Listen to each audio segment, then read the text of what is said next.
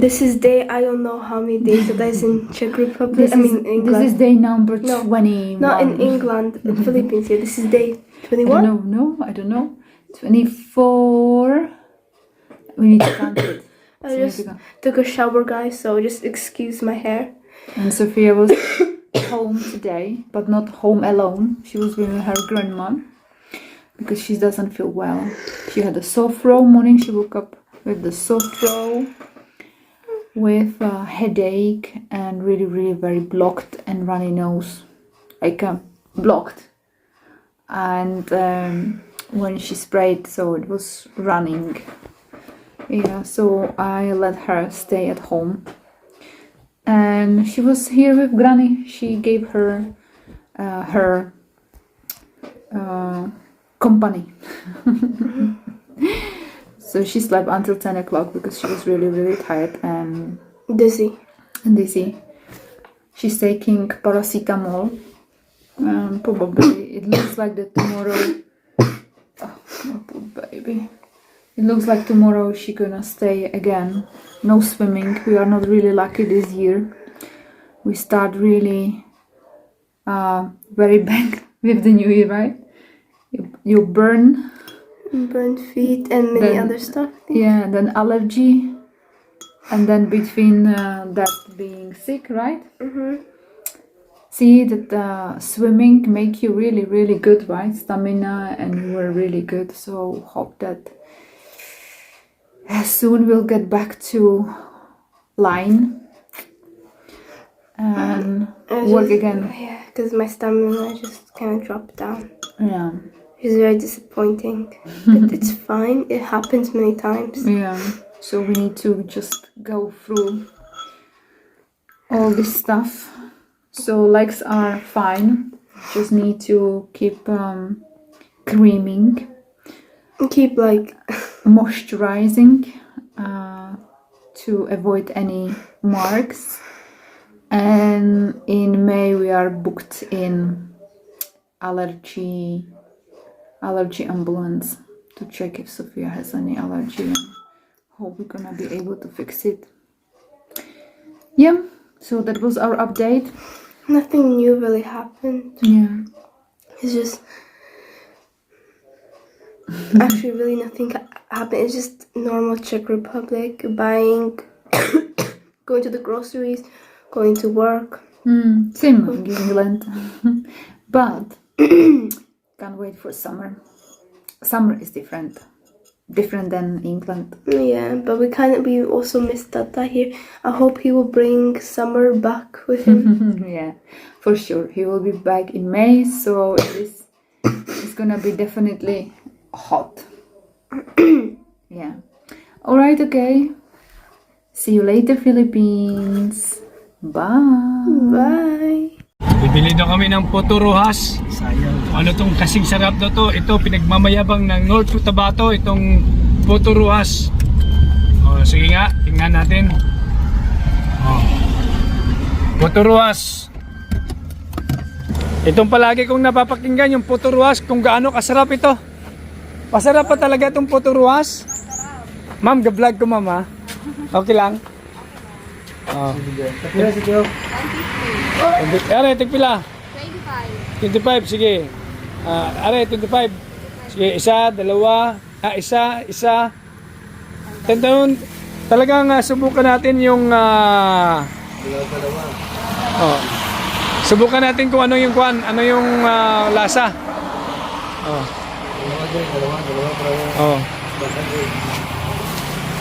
Magkano lahat? Masarap yung Puturuhas. Oo, kasi naririnig namin palagi masarap na yung Puturuhas.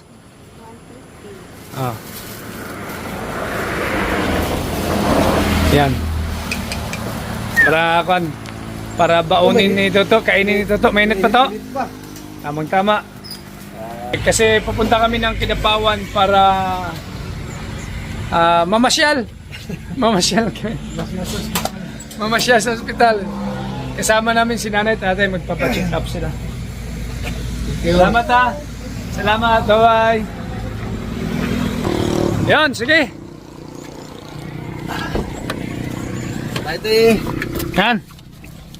Saglit lang to. Ayan. Nabiyahe kami papunta ng Kidapawan para magpa-check up daw si tatay. Ako naman ay mag-apply ng birth certificate ni Sofia sa ano ito? PSA? Okay. PSA o PSA? I'm not sure kung PSA or PSA. So, tingnan natin. Si Toto. So, ano tayo? Masarap? Para makakain, para mawala yung aking intermittent fasting magkakape kami, magkakape. Sige, saan tayo magkakape muna? Maghanap tayo ng mga kapihan para subukan natin yung Puto Rojas. Parang galing Iloilo ito gawang Iloilo. Rojas Rojas City. Ruas o. Yan. Saan tayo? Good. Okay, masarap daw. Si nanay.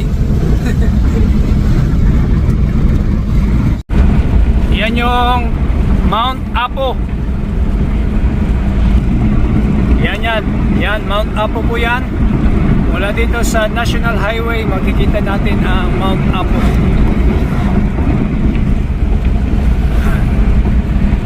Malapit na kami. 5 o'clock kami umalis sa barangay. So mag-alas 6:49. 6:49, 6:50 na. So nandito na kami sa Kidapawan na to. Kidapawan. Maaga pa. Siguro sa pang mga government office nito. Galing kami sa PSA. Pero hinanapan nila ko ng national identification. Of course, wala akong national identification. So dahil wala akong national identification, sabi sa akin, makipag-appointment daw ako online. Yan, dito na ako sa Kidapawan. Sabi ko, hayaan mo na lang. Ang haba din ng pila doon sa PSA. Talagang siguro yung mga tao pumila na ng alas 5 ng madaling araw yun. Alas 4 ng madaling araw. Grabe talaga rito na. So, makipag-appointment ka online, hindi ka naman bigyan kaagad ng same day appointment. So, balik sa barangay. Kailang okay naman, nakihits lang naman ako sa biyahe ni nanay at tatay dahil pupunta sila sa doktor magpa-check up. Ito yung regular check up nila para sa kanila. So, dito muna kami at magkakape. Jollibee na to? Kamu na yung Jollibee try? Dinis lang magkapiyaw. Sige tayo, dito tayo. Diri ako, diri ka mo gusto? Hindi Ha? dapat yung kakawin sa tatay di. Hindi ka na iutang tag-iipon. Saan ka na puto luwaso para tingala sa Jollibee ba? Ano may puto kayo ka? Jollibee, hindi makakapasahan. Ano gusto nila brother Big Pass ka mo? Yan o, Jollibee. Oh, Jollibee tayo para talagang Pinoy na Pinoy ang dating. Mukhang sarado to. Open na. Sige tayo mag-park dito kasi kaya kasi senior citizen no? Open. Tapos para kami senior, di ko naging ano na check kay senior ikarga namon kag PWD. So, yun. Sinay. Ayan si nanay. Nay!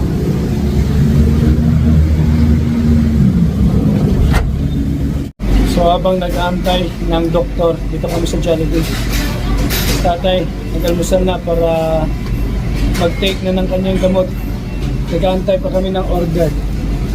Number 10. Jollibee.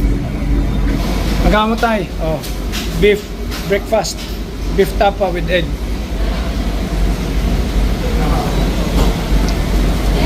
Ikaw, Nay. Wala pa yung order ni nanay. Maya-maya. Tsaka kay Toto din, wala pa.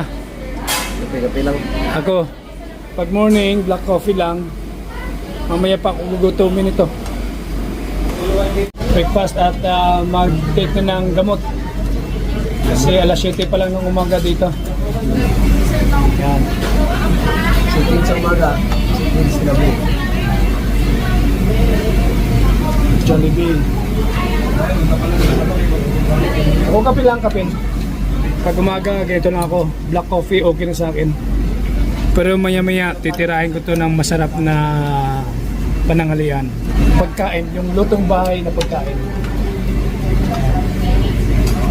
Okay.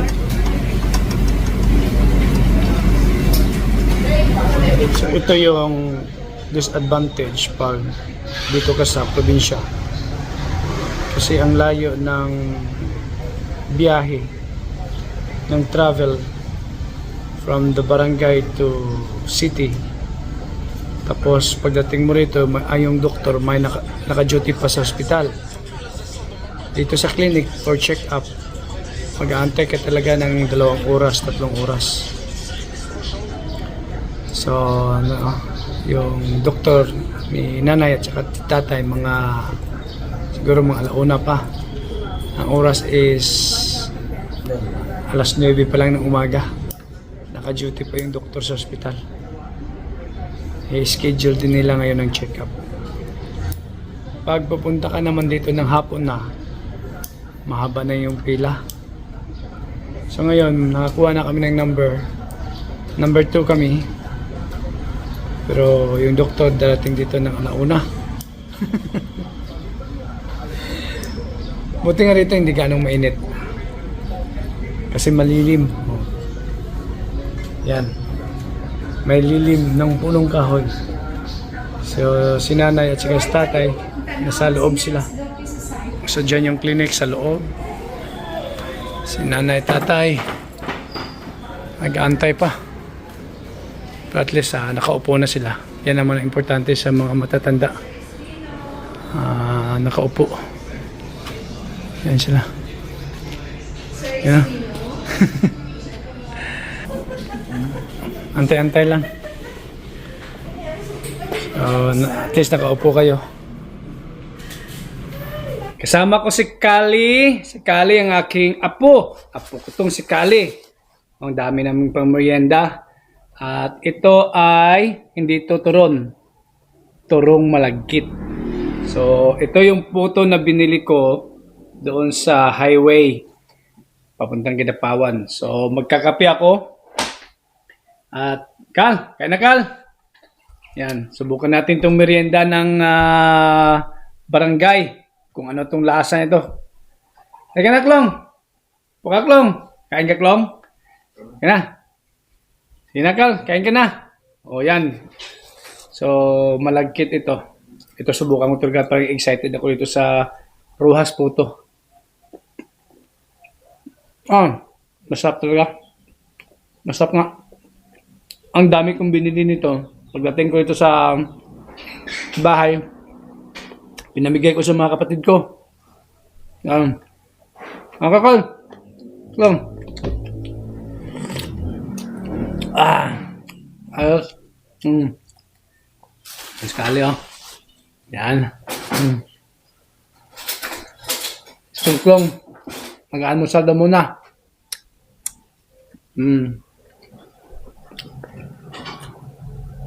So, nangyari kahapon, hindi na ako nakapag-vlog kasi sobrang lakas ng ulan. Bumibiyahe kami pabalik dito sa Alamada. Sobrang lakas ng ulan. Hindi namin makikita yung kalsada. Sobrang ingay ng buhos ng ulan. So, hindi na ako nakapag-vlog. Buti na lang si Toto. Kabisado yung daan. Kaya nakapagmaniho pa rin siya despite na malakas yung ulan. Subukan natin to. Kal, sumusubukan to Kal? Ha? Yun. Ito sa'yo, isa sa'yo. Si Klong kakain daw muna ng almusal. Ang daming merienda rito talaga. Ako nagsasawa. Maya-maya makikita mo dyan na mga merienda naglalako. Tapos murang-mura lang, 5 piso.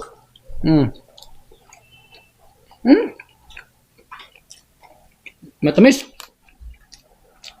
Parang may asukal. Masarap.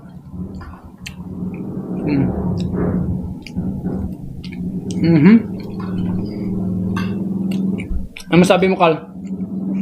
Sarap, no? Ito ulam, oh. Yan. Tapos kape. Higop ng kape. Native ng kape.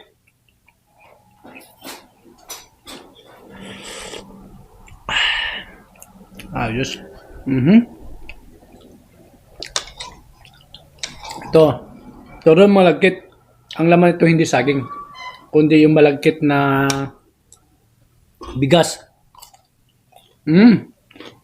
Glutinous rice ang laman.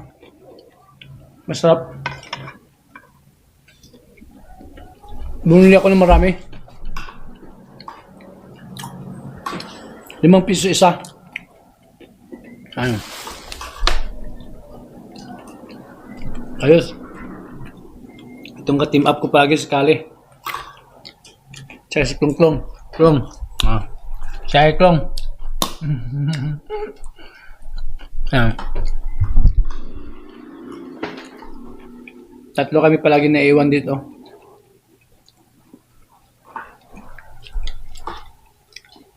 Kaya kami umuupak ng merienda.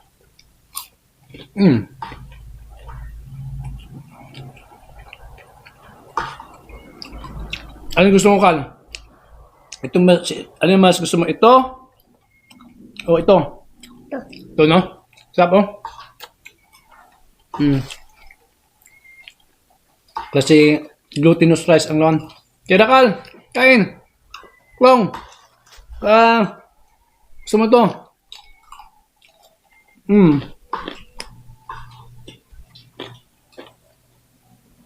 Yung puto masarap din, no?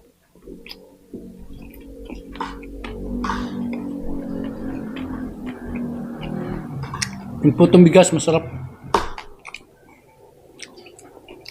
Yan.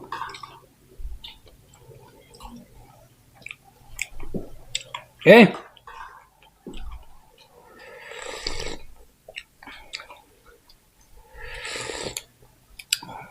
So, ang kwento, pina-check up namin si nanay at saka si tatay. Si nanay, okay naman, perfect lang. Perfect naman, nanay. I-maintain niya lang yung mga maintenance niya na gamot. Pero nagtataka kami kay tatay kasi palagi siyang nahihilo. So, minsan, malapit pang yung matumba siya, makulaps. So, ang nangyari, ginawa ng doktor, nag-CT scan kami, yung doktor. Nakita niya yung parang manipis na kwan sa kanyang utak dito. Yung parang injury ng mga previous na mga stroke niya. So sabi ng doktor, yung pagkahilo yan yung oxygen papunta sa dumadaloy sa kanyang utak. Mahina. Hindi na gaanong nagpapump yung oxygen. So binigyan lang siya ng mga maintenance saka additional na mga gamot. Pero sabi ng doktor, huwag na kami mag-i-expect na magagamot pa yung pagkahilo niya. Kasi nga doon, dahil sa utak, talagang pinakita sa akin yung cause ng injury sa brain ko niya. Manipis na rin masyado yung pagka-explain sa akin. Yung maitim na, dalawang itim na manipis. Yun daw yun ang resulta ng kanyang pagka-stroke noon. Kasi si tatay marami ng stroke yan na nangyari. Kaya lang, hindi lang siya gaano natutumba ng malakas. Kaya medyo okay pa siya. Carl, ka na! Sige na? Okay. Okay. Igis natin yung si Kali.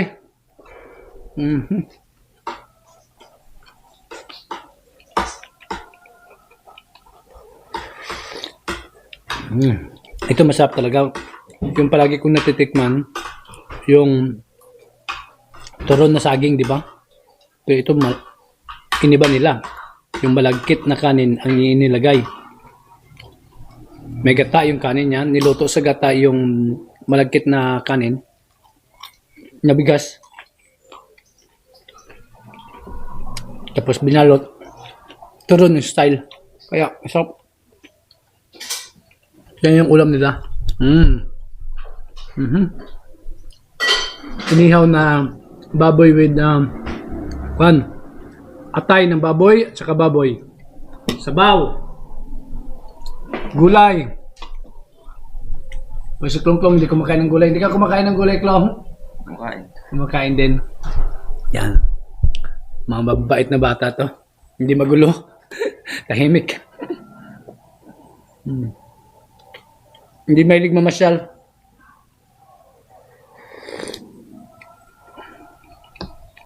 Si Klong, isang ambisyon to. Nagigitara. Minsan naglalaro ng... Anong nalaro mo, Klong, sa phone? ML? Yung gera-gera. Masarap. No?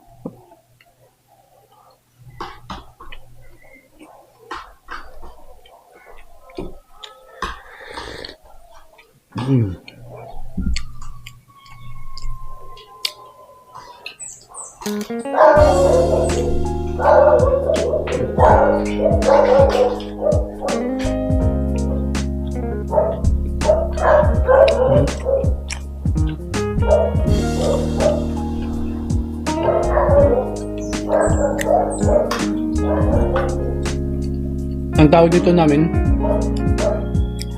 Turon Malagkit.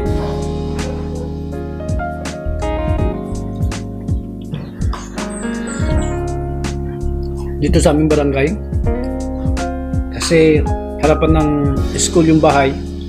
Kaya maraming mga merienda na binibenta. Brad!